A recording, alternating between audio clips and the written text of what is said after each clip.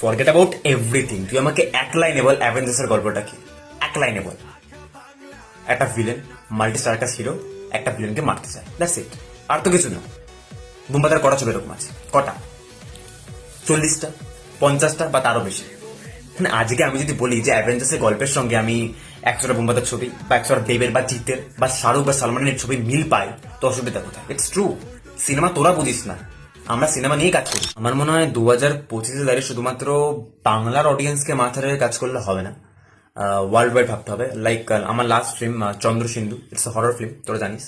So first day first শোতে আমি গেছিলাম নন্দন, অডিয়েন্সের রিয়েকশন দেখার জন্য। অ্যান্ড তোরা লিটারালি বিশ্বাস করবি না, আমার গুজবাম্প আসছে, লোকে দেখতে পাচ্ছে না।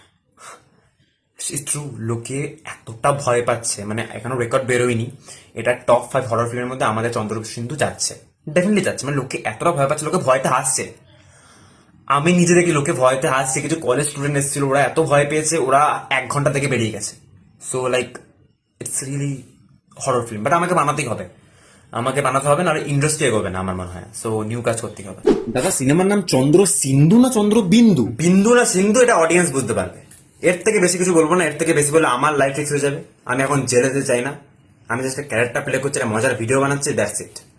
এমনি আমাদের এখানে জানিসই, কমেডিকে সিরিয়াস ইস্যু বানাতে হয়, সিরিয়াস ইস্যুর সাথে কমেডি করা হয়, সো দরকার নেই, এতেই ঠিক আছে। এবার সত্যিই পুলিশ ধরবে তোমাকে, তুই বড্ড ভীতু আছিস।